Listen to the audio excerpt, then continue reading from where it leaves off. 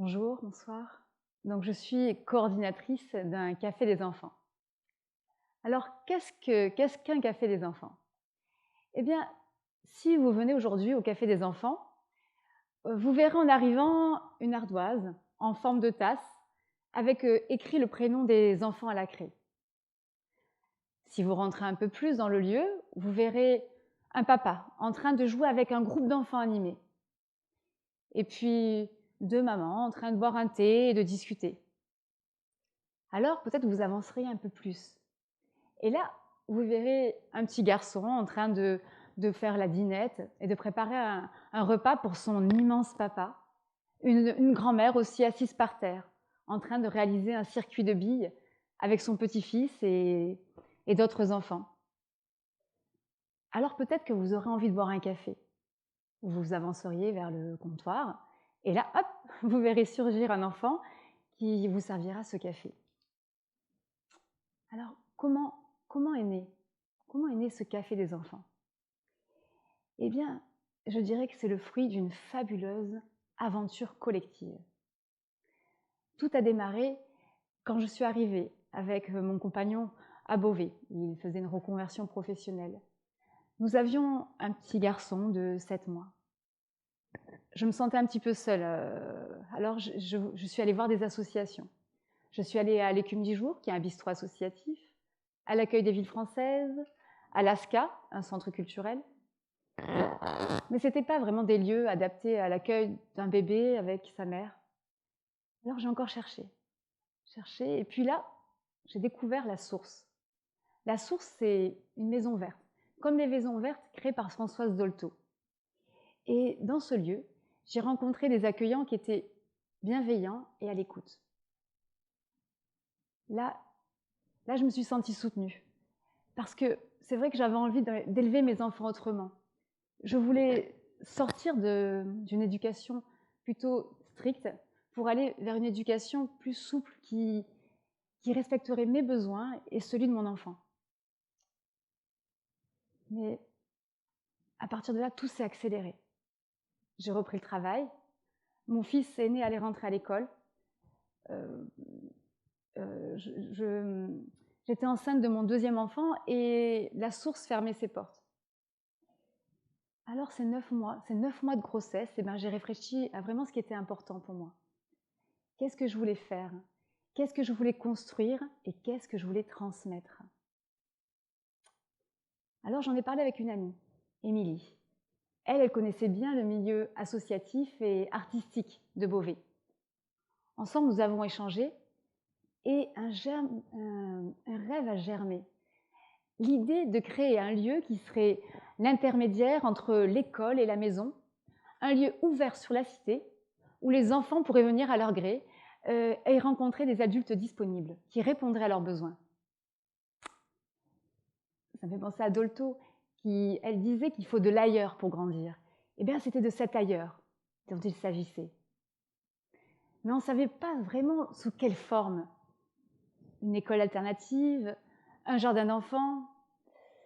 Alors, c'est une autre amie qui est venue, Béatrice. Elle est venue chez moi et elle savait mes questionnements, mon cheminement. Elle a déposé un prospectus sur la table. Elle m'a dit, Isabelle, c'est ça que tu dois faire. J'ai pris le prospectus et j'ai lu. Cafézoïde. Cafézoïde. Café des enfants de Paris. Et là, c'était comme une évidence.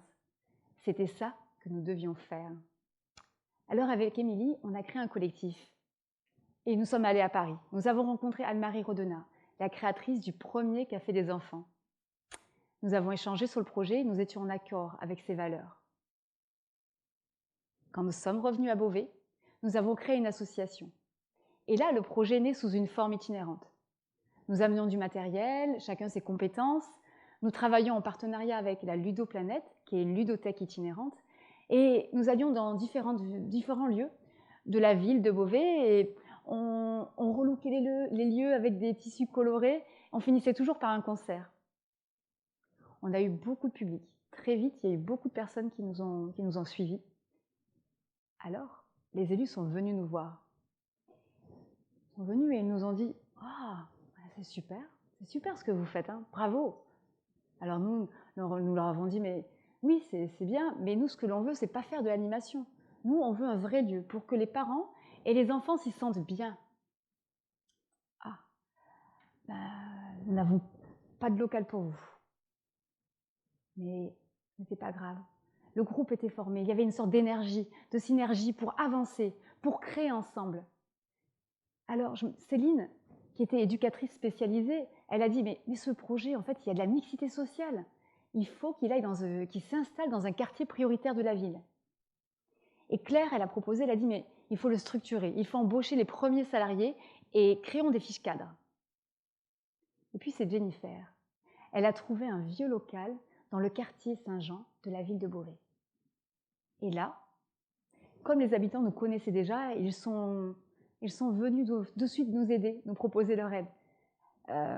Par exemple, je me souviens de Nathalie. Elle a peint une fresque sur le mur. Aussi de Didier, il avait créé une petite bibliothèque avec des livres de récupération. Il y avait aussi Michel qui, elle, préparait un jardin. Et puis, il y avait Maria qui a dit, mais moi, je sais faire des crêpes, je ferai des crêpes, d'accord. Et Jukunda qui a dit, mais moi, je vais préparer des pastels pour la fête. Et là, on a fait une grande fête, une belle inauguration. Alors pareil, là, il y a eu du monde. C'était joyeux. Alors, les élus sont revenus nous voir. Et ils nous ont dit, ah, c'est bien ce que vous faites, hein, il y a du monde. Mais qu'est-ce que vous faites au juste? Qu'est-ce qu'on fait? Eh bien, c'est vrai. C'est vrai que c'est pas facile de comprendre ce que l'on fait dans un café des enfants. C'est un lieu de vie, les liens s'y tissent. C'est un grand corps qui respire, au gré des personnes qui le fréquentent. Notre café des enfants s'appelle le Cho Café. Cho, ça veut dire petit en picard. C'était important pour nous de l'ancrer dans son histoire et d'ouvrir à une autre sonorité, une autre langue.